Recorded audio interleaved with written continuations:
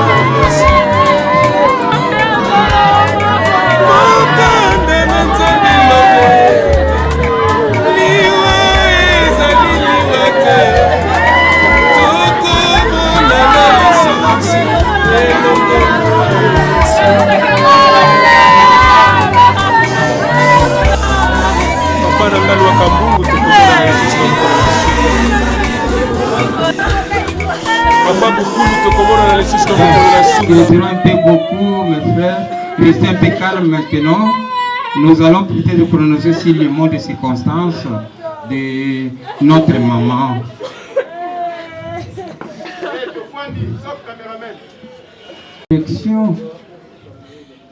La pensée des hommes cultivés pourrait se déployer pour mettre en exergue certaines circonstances que nous venons d'y traverser et que notre chère maman Akonzo Nzonguma, qui nous a quittés brutalement. Et c'est la volonté de Dieu. C'est celui-là qui a voulu au moins. Nous ne savons absolument rien, c'est lui qui est l'omniscient, l'omnipotence. La famille Mazoko est restée un peu calme, c'est Dieu qui a voulu cela. Et maintenant, c'est notre maman Akonzo Nzokuma qui nous a quittés. Maman Azoko Ambroise, elle laissa au moins 11 enfants. L'un d'eux est parti. Et notre chère maman est née à Boyangé le 15 novembre 1934. Décédée chez lundi le 13 décembre 2021. Son village natal, c'est Koutou, mariée à Papa Bazoko Moussimbo. Boyangé, c'est là où celui qui vous parle maintenant, c'est là où elle a étudié. J'ai étudié aussi au passionnat de Boyangé. Voilà, notre maman nous a quittés. Qu'est-ce que nous devons faire? C'est à nous d'être calmes, que nous savions que c'est un passage obligé, que l'un ces 4 matins, tout le monde aussi va partir. Mais elle laissa beaucoup des enfants. C'est-à-dire, notre maman était chère et digne de son nom, une grande maman. Je ne sais pas si quelqu'un peut prononcer au moins des circonstances, c'est-à-dire la prière, qui peut venir passer pour présenter cela et que nous devons faire passer dans d'autres jours. Comment quoi Zali pour la sa mot et prière?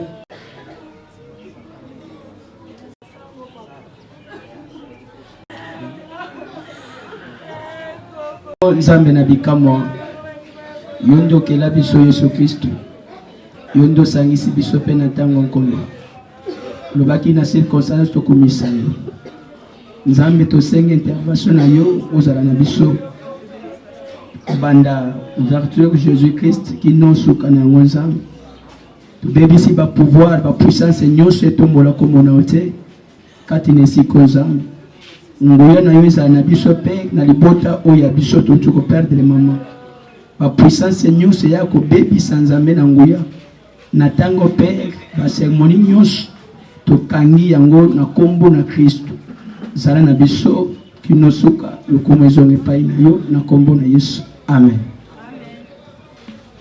Amen.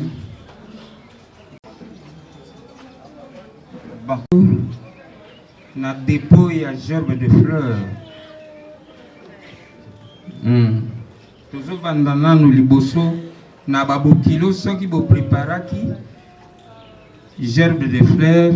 boya kotika.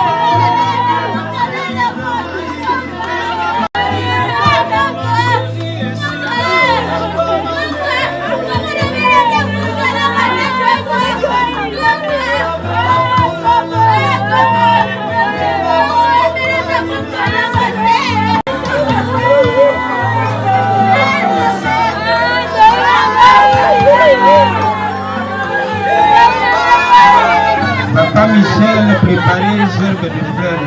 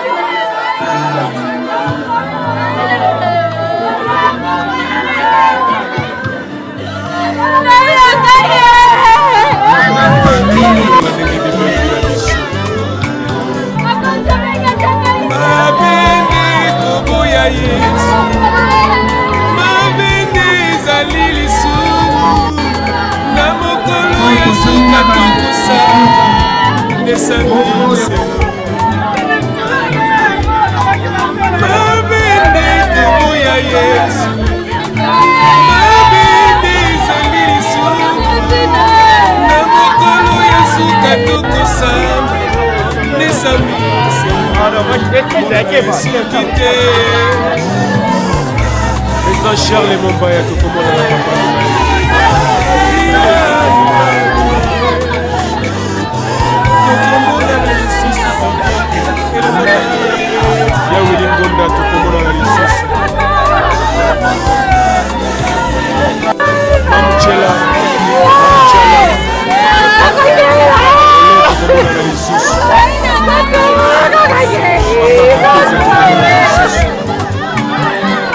Mama Bénédicte,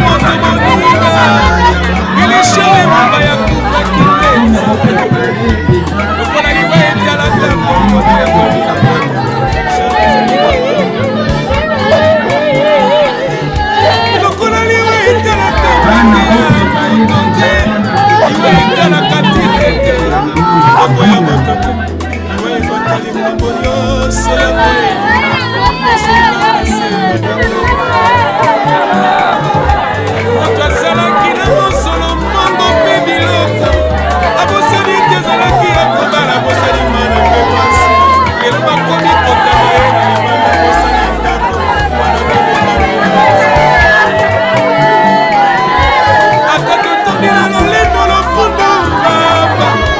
totondina babijo bilamba bende nyonso ya pamba ezali nango valite moninga yokamana nyonso ekosukolama komonana esuki nano te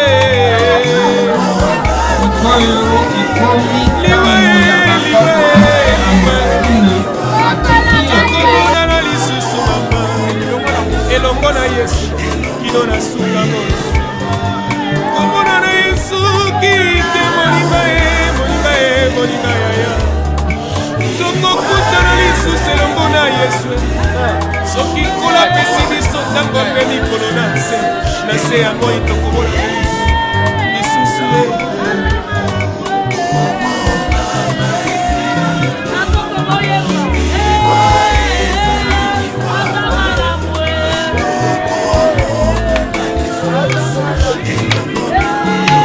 maloga tutulupai tokomona na lisusu soki natali moninga tolinganaka malamu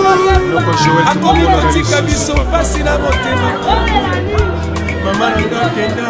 papa nanga kenda pasi fami ekomasela kolela lelaka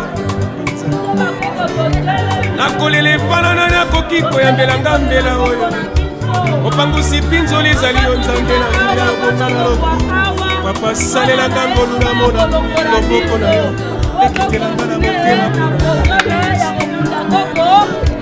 na suki na ngai wana yesu yoka losambo na ngai nazali ya ngai se moko ya yo ya motema papa kitisanga ngolu na yo pote na bika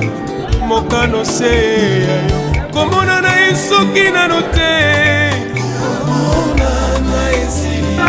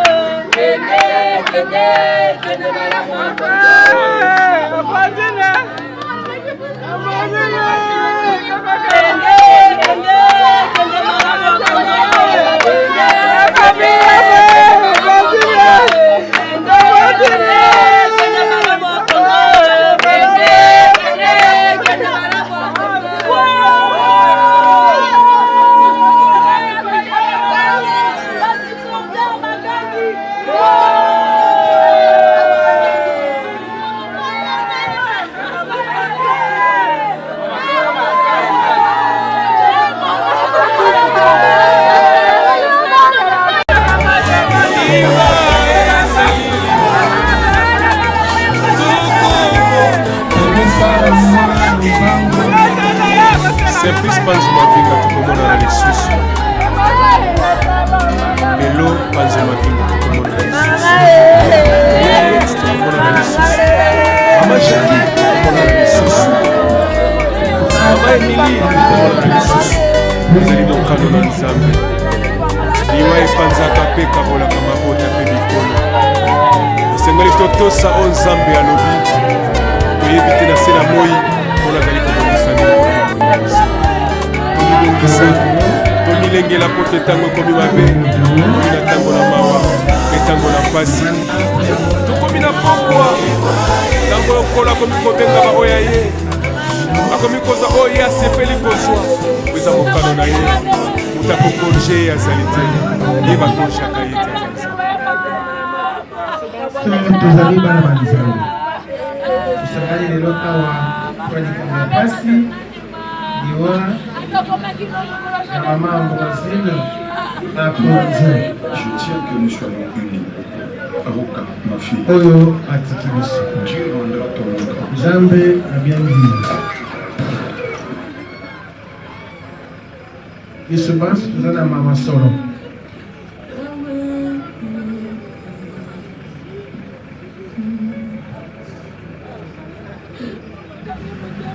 Toye kusangela mpe kolembisa mitema na Kristu mingi mpenza tokoyoka liloba ya Nzambe. Ye moto alobi ngai nazali sekwa nazali bomoi moto ayambi ngai ata awe azali na bomoi. Jean 11:35. Biso bakristu liwa eza lisusu liwa te kasi ebandela ya bomoi bwa nkembo. Sika mabanso elongo tokondela nzambe ayamba mama biso ya mbokazile akunzu omboka ya ye abomba ye po ya bolingi bwa ye tosala ye nzambe tata omeseni koyokela biso mawa mpe kolimbisa biso olongoli mwana wa yo mosali wa yo ambrazine mose elelo eyambaki yo mpe atiyeki motema na yo okutisa ye sika wa mboka ya esengo ya nkembo tokondeli mungu ya kristu ekonza biso obileko biso seko toyoka liloba nzambe sangwelamo lokola santo yohana akomi na kombo na yo kristu. Jean 14 verset 1 à 4. Olifati ya suka Yesu alobi na bayekoli baye bozala mitema likolo te boyamba nzambe boyamba mpe ngai. Ndako ya tata wa ngai ezali na biteni mingi mpe na okende kobongisela bino esika soki ezalaki bongo te mbele nalobaki na bino boye te kasi soko nakei mpe nabongisela bino esika na kozonga lisusu po ya kokamata bino omboka ngai natela te esika ngai nazali bino mpe kozala oyebi nzela yokanga bino esika na okende kombo na yo bana banzambe bote na biso boboto il est vivant il est ressuscité nani tobeteli makosi pasi motema etomoni ndenge toza kolela mpo ya liwa ya koko ya biso mama wa biso ndeko ya biso ambrazine akonzo atiki biso toza solo ata mbula ye epusani 87 ans kasi topasomi mitema mpo nini mitema ya mizu mitema eza na mpasi zambe tokaboni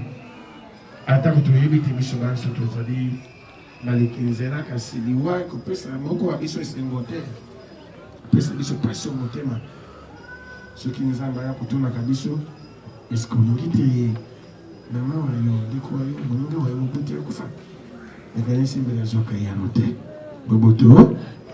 kasi liwa ezali likambo ya biso te eza likambo ya nani ya nzambe moto amokana nzambe akosukisa mama wa biso azalaki mokristo ayebaki nzambe asambelaki mingi akumisaki nzela eklise ya santo katoliko yango toyi kopesa ye lokumu oye ayebaki nzambe abosalaki nzambe waye te ye wana anali atiki akolaki komona esantu mbala na mbala alandaki bateyema nzambe mbala na mbala sikawa ye wana anali liwa tembe te ezali likambo mpasi kasi ezali nzela ya biso banso moko te okati ya biso ya kotikala libela na mokili moyi tozali se banso baleki nzela bongo mokili ngonga lokola ekomami na buku ya mosakoli 3 Colette chapitre 3 verset 1 à 8 mokili ngonga likambo ezali na ntango na yango ntango kobotama ezali ntango kowa mpe ezali ngama bisa botama mpo mokolo moko ye wana lelo alali lokola te ye mikolo ya kovanda na mokili moyema biso bato esili alaki kopesa compte rendu na nzambe lokola yo na ngai tokopesa makolo wana suka compte rendu nzambe akotala biso libota napesaki yo bana napesaki yo bakoko napesaki yo obokolaki bango ndenge bato ovandaki na bango ovandaki na bango ndenge. Le Seigneur nous posera une question de fond pour savoir la manière dont nous avons vécu ici sur terre. Voilà, nous avons fait pesi biso wana. Kolela ya biso na kisi bolingo boya zalaki na mwepa ya biso. Toujours ndakisa yi, tukolisa bolingo boye. Boya zalaki ni misalami salami ayi kitoko. Toujours nango, soki biso pe tulingi komela omokili pe tulingi komona nkembo ya nzambe. Boboto. Bondeko. Alléluia. Il est vivant, il est ressuscité, qui acclame Jésus.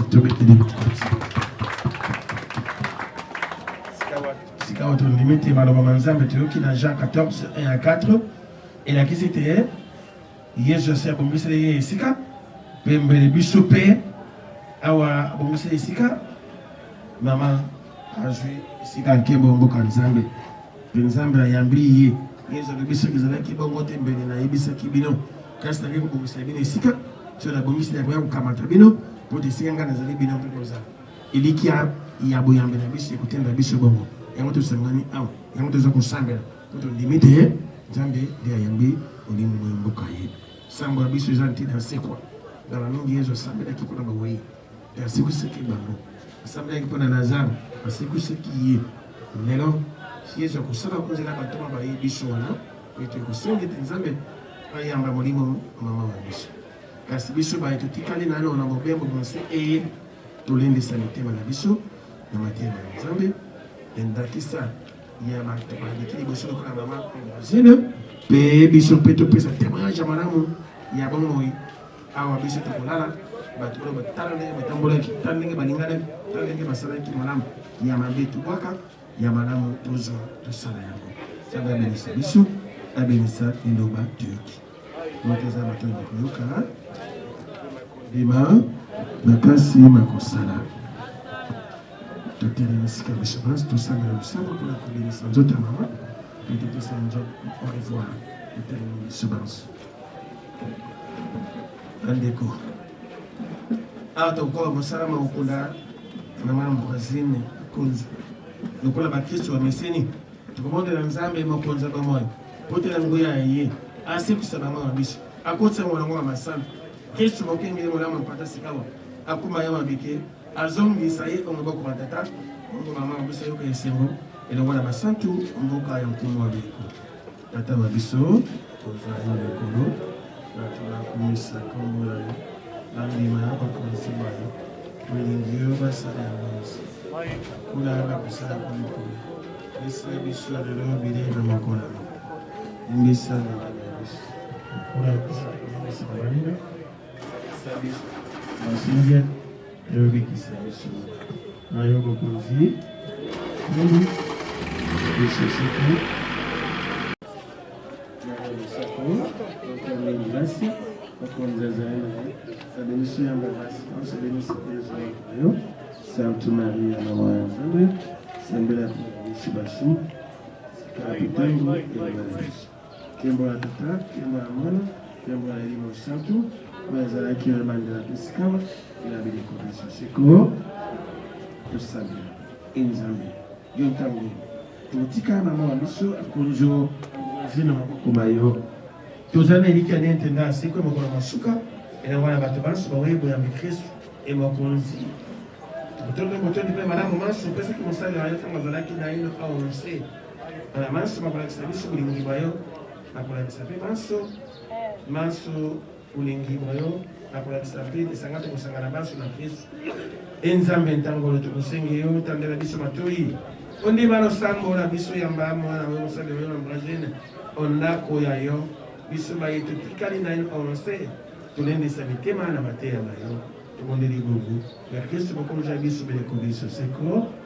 tobenisa lilita esika nzoto ya ye kolala mokonzi yesu kristu na lilita na liwa na yo ebembelalaki o lilita mikolo misato wana osantisaki malita ba bato banso bayambi yo sika babenisa lilita esika nzoto ya mwana oyo ambrasi na konzo ekolala elala na omoto kila mokolo okosekusa ye emwinda molobiko motalela ye tobondeli bongo ya kristu mokonzi wa biso obeleko biso seko mokonzi aza na bino e mokonzi oyokela mosali ya yo ambroisine akonzoma azalaki kotosa yo sikawa azwa etumbu te omokili azalaki na boyambi asanganaki ya bana bayo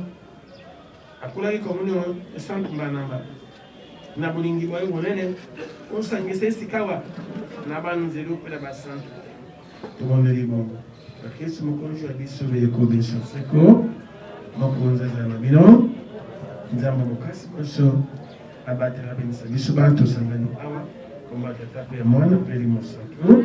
nsambo ebenisa nzoto ya mama ya biso esili apema na baboto otondo nzambe. Merci.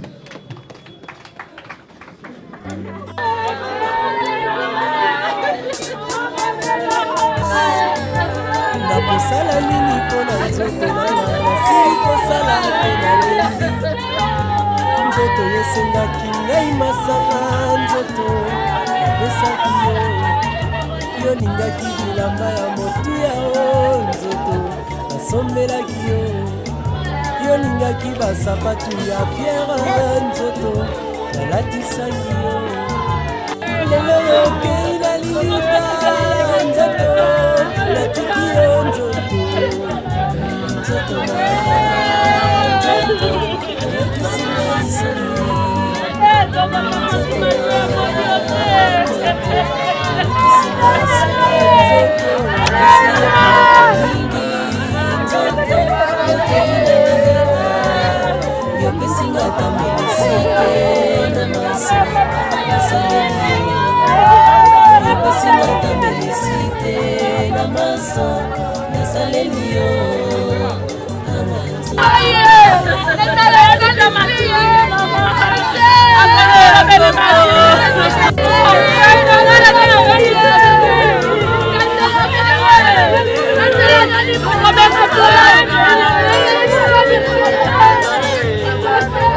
nasalaki nini mpona nzoto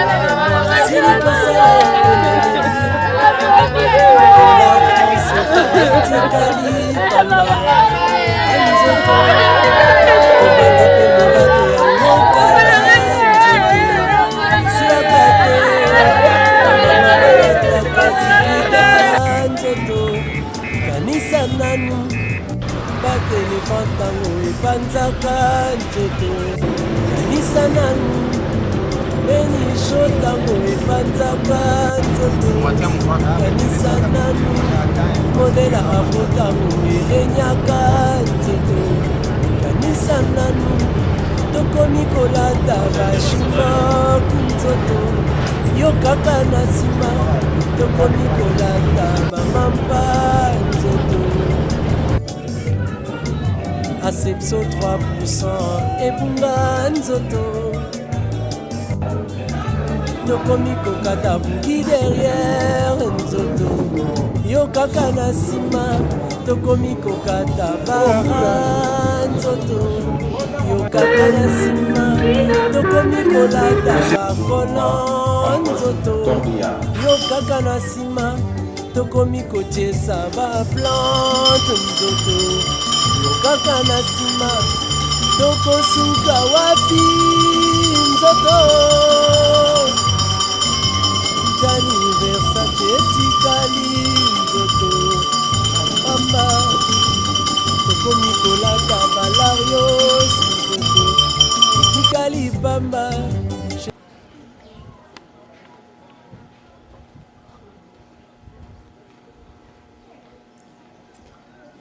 Bien, chère famille, chers parents et amis, nous vous disons infiniment merci d'avoir choisi la nécropole Entretien des siècles, particulièrement son extension où nous nous trouvons, la Nécropole Academia. À notre gauche, au fond du bâtiment, quand vous pouvez tourner, il y a deux entrées. La première est réservée aux dames et la seconde entrée est réservée aux messieurs. Ce sont des sanitaires ou des installations hygiéniques ou tout simplement des toilettes. Si vous avez des bouteilles d'eau, consommez l'eau sur place et laissez-nous les vides dans nos jetons dans les poubelles sous vos yeux, puisque la Nécropole Entretien les ciels qui vous accueille ce jour n'accepte aucune bouteille dans les quartiers en eau disparus. Nous craignons que ce quartier ne soit englouti par des bouteilles plastiques par le fait de jeter toujours par terre après avoir consommé. Cette situation de plastique, nous la déplorons dans notre ville province de Kinshasa. Elle est bizarre et nous ne voudrions pas la revivre en celui qui est notre patrimoine mémorial commun. Chère famille, merci de votre compréhension, mais aussi surtout de votre franche collaboration. J'introduis donc ce mot et entrer à l'animation de notre très chère mamie Akonzo Anzonguma, voulais-je dire, Ambroisie, par cette citation qui nous dit ceci, je cite, « Oh, vous que j'ai tant aimé sur la terre, réjouissez-vous avec moi de ce que je quitte cette terre de peine pour aller rejoindre Dieu dans son royaume céleste de paix et de joie. La mort nous a séparés, les souvenirs et la prière doivent nous unir. N'oubliez pas, chers enfants, que je vous ai aimés et je veillerai sur vous tous. Au revoir. C'est une prière en souvenir de notre cher, extrait de l'édition chez Emma. Chère famille, chers parents et amis, vous êtes venus nombreux aujourd'hui sur cette place de l'éternité, dans cette belle cité dédiée à nos chers disparus, pour rendre un dernier hommage à la femme forte et exceptionnelle qui était votre mère, votre grand-mère. Je cite Mamie Aponzo Azonguma Ambroisine. Au nom de toute l'équipe de la nécropole entre terre et ciel, je tiens à vous en remercier. Il est très difficile pour nous de prendre la parole en ces jours si noirs, mais malgré la tristesse et la peine, il est tellement important de se rappeler quelle mère, grand-mère formidable elle était. Mamie Ambroisine, notre très chère, a toujours été là pour chacun d'entre nous, à chaque étape de nos vies. Elle nous a accompagnés dans nos petits et grands bonheurs, le premier amour, les remises de diplômes, les mariages, les naissances. Elle nous a soutenus dans chacune de nos peines, les ruptures, les échecs scolaires, les disputes avec nos parents. Elle était présente à chaque moment. La vie lui a appris à être forte et rester digne malgré les difficultés. Et c'est ce qu'elle a voulu nous transmettre,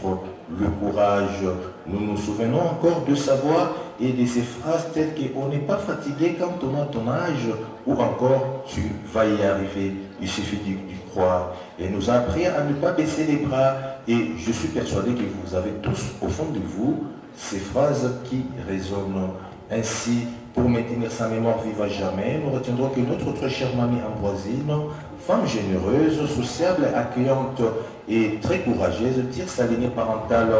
de Papa Zonguma et de Maman Epita, originaire du village Mbouilé, où elle est venue au monde avec le souffle de vie un certain jour de l'an 1934 dans les territoires de Lusala et cela dans la magnifique province forestière de la Mongala. Et voilà qu'elle s'en va ce jour dans la félicité éternelle, rejoindre tous ceux qui l'ont précédé, au premier rang desquels son défunt époux, en nous quittant inopinément le lundi 13 décembre 2021 ici à Kinshasa, l'un des ses terres natales, au terme de parcours de vie et le jeu de 87 ans, laissant derrière elle 10 enfants, plusieurs petits-enfants et arrière-petits-enfants, tous éplorés et angoissés face au vide créé par son décès. Couronnée de son âge, notre très chère mamie Ambroisine a su écrire de belles pages de son beau livre de vie, des pages de la jeunesse au joli visage et les pages d'un bel âge, ce qui nous semble malgré tout avoir l'air d'une vie parfaite, une vie menée simplement avec le plaisir, l'esprit et les mœurs de son époque, le devoir de servir et d'offrir le meilleur de soi-même avec son amour et sa bonté légendaire, l'optimisme et la positivité presque en toutes choses, le sourire au quotidien et ce, malgré les vicissitudes de la vie.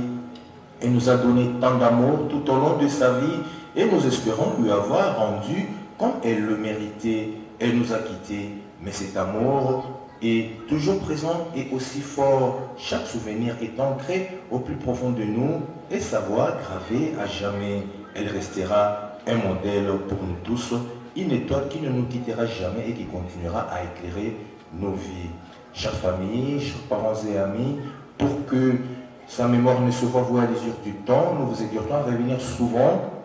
et chaque fois que vous le pourrez, rendre visite à la dernière demeure physique de notre très chère mamie Ambroisine, elle qui vient de changer d'adresse et de commune. Désormais, vous ne la verrez plus jamais à sa résidence 6 au numéro A34 de l'avenue Kitega au quartier Liboulou dans la commune de Barumbu, ni à la sortie du culte dominical à la paroisse Saint-Paul, toujours dans la commune de Barumbu, où elle était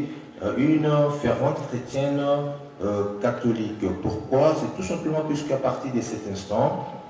elle vient de changer d'adresse et de commune. Désormais, son corps reposera ici à la nécropole Academia et cela dans les quartiers Grafias sur l'allée 9 au numéro 362 de la rue de la Béatitude. Je répète, la nouvelle adresse physique de notre très chère mamie Ambroisine à Konzo Nzonguma est bel et bien cité Nécropole, Academia, quartier Grafias, allée 9 au numéro 362 de la rue de la Béatitude. C'est donc ici à cette adresse que vous reviendrez si souvent, chère famille, pour perpétuer sa mémoire, pour vous souvenir d'elle et pour refleurir sa tombe ou sa sépulture. Les visites, c'est durant toute l'année, c'est-à-dire du 1er janvier au 31 décembre, mais cela de 9h à 16h. Même les jours fériés, nous sommes ouverts pour les visites. Au nom de toute l'équipe de la Nécropole entre terre et ciel et de ses partenaires, dans l'hôtel des villes de Kinshasa, une fois de plus, chers familles, chers parents et amis, nos plus sincères condoléances. Maintenant que notre très chère mamie Ambroisine mérite la paix et les repos éternels et que la séparation avec son corps physique s'impose à notre pouvoir, nous allons devoir lui dire au revoir avec des mots simples et précieux empruntés à la langue chère à ses ancêtres en Kingombe. Nous dirons tout simplement Maman Ambroisine Akonzo Ok Boiti. Je vous remercie.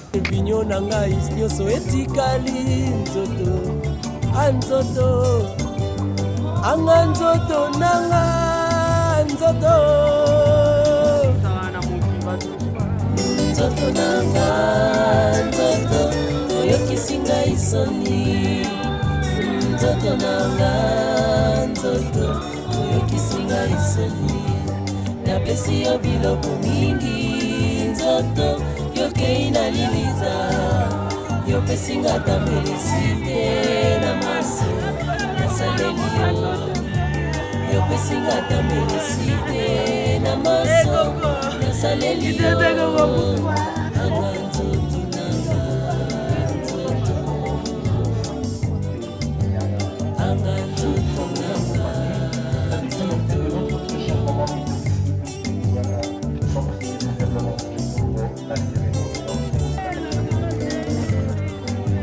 ntango ya kokende na ndako ya nzambe nzoto yo okolemba mpona kotala baninga na mpasi nzoto yo baraison kasi feti yo wana liboso nzoto sikoyo yo wana bake kokunda o nzoto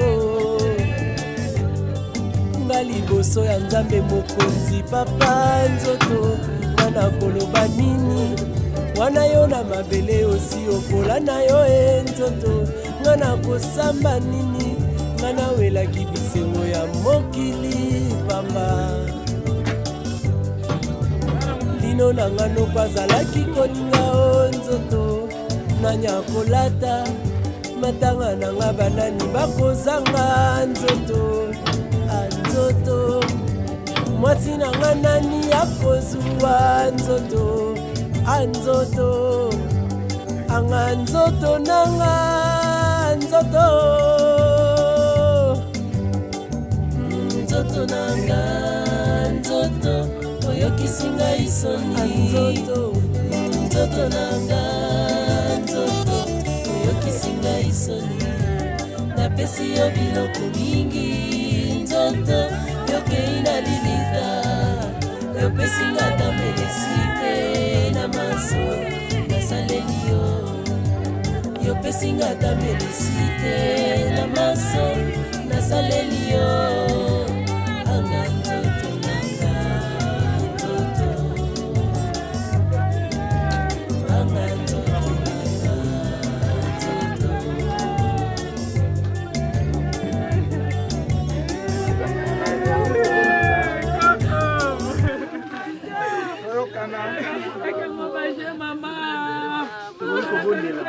toyokana nano tokoki kobondela totika kolela faut to comprendre oyo eleki à présent mama asali misala na ye akokisi yango asali chemin na ye asali mosala emonani na miso ya bato akomisi mosala na ye oyo nzambe atindaki asala akomisi yango na suka na minute oyo tozali mama na biso azalaki mokristo mama na biso amelakisaki biso bana na ye nzela ya molili te mama na biso akufi na kati ya kimia atikali kotungisa biso te alakisi biso ke nzela na ye azalaki polele et puis amemi yango même na liwa na ye vis-à-vis na biso bana na ye eloko tokosenga nzambe asala biso ngolu apesa biso makasi toza na eloko kila moko to mama atika kolakisa biso ndako moko ya molilo mama atika kolakisa biso to ke tokotikala kobanga nsima na ye oyo tokotikala kolenga nsima na ye te eloko moko ya molilo be ya mabe kotikala kosala kati na biso bana na ye totikali eza te eloko tokosenga merci mingi na nzambe ndenge atikali kopesa biso mama oyo alakisi biso rien ke nzela na ye ya losambo na ngonga nyonso soki ovandi oza na kati ya bolembu okotunda kidimana kendeke losambo salabo apart makambo ya liloba ya nzambe mama alakisi biso loko te ya molili te na yango nakosenga na yo mama kuno kei molimo na yo evanda na kimia tika ete biso bana na oyo totikali nzambe oyo yo osambelaka aleka na kopesa biso bana na yo makasi aleka na kopesa biso sagesse yo nde ozalaki likonzi osalaki biso tozala na se na moi lokola okei otikeli biso seke liloba ya nzambe otikeli biso unité na oyo otikeli tikete ezala gravier na motema ya biso bana na yo nyonso na bakoko na yo nzambe asala grâce na yo etikala kokita toujours na biso bana na yo totikala toujours kozala se souvenir à tout moment là parce que yo olakisi bolingo olakisi discrimination ata na mwana moko te ke ono nalingaki oyo mingi one na boya kelingi non olakisi penza unité na yo na kati na biso tika ete molimo na yo evanda na kimia biso mpe totikali nzambe mama tika ete nzambe oyo yo bandeki kosambela aleka na kozongisa kimia na kati na biso tosengi merci oyo akoza merci voilà mama konzo za mama na biso soki ezalaka na liwa basalaka rétroviseur omona na nsima na yo lolenge nini bana na yo balakisaki eke balingi yo baleli yo lokola mama ya princesse bakundi yo na condition nyonso balembaki yo te mama kasi yo boti bana yango ebele nyonso babalani nano te nyonso basali nano vite nyonso mpe bazwi nano misala te tika ete motema na yo etikala polele efungolela bana na yo bikuke boya kobota babota boya kozwa misala bazwa mbongo ya kosala meme encore plus meme likolo na tombo na yo ata pierre tombal okei na kimia otiki mpe biso bana na yo na kimia toza na esengo na motema na biso tokobosanaka yo a jamais tobondeli nzambe etika ete yo sili kosala mokano na yo ya solo liseki toza komona na takama na liwa ekomi na se na makolo na biso mokolo na lelo tovivre yango ndenge nini mama aboti mwana mama akufi atiki bana tovivre yango lisusu lelo tomoni munene na yo nzambe kasi yo ozali nzambe okotikala nzambe mama oyo tomemi ye lelo na ndako le na libela azali lisusu na kitega te tobi bandeko na biso kasi lelo akomi na necropole academia na kipoko tika ete opesa kimia na molimo na ye seigneur pesa mpe biso libota na ye nyonso kimia bomoko ezala na kati na biso bokabwani ezala te bondeko ekola na kombo na yesu tolobi amen, amen. L'impolitesse de la mort, promenade sans retour pour les pécheurs. Bawa bakoki kovanda feti na bango bazali kolia mpe komela bawa ekoti ezwi moko ete na ye mpe ezongisi ye te oliwa eyebi bakonzi te eyebi senene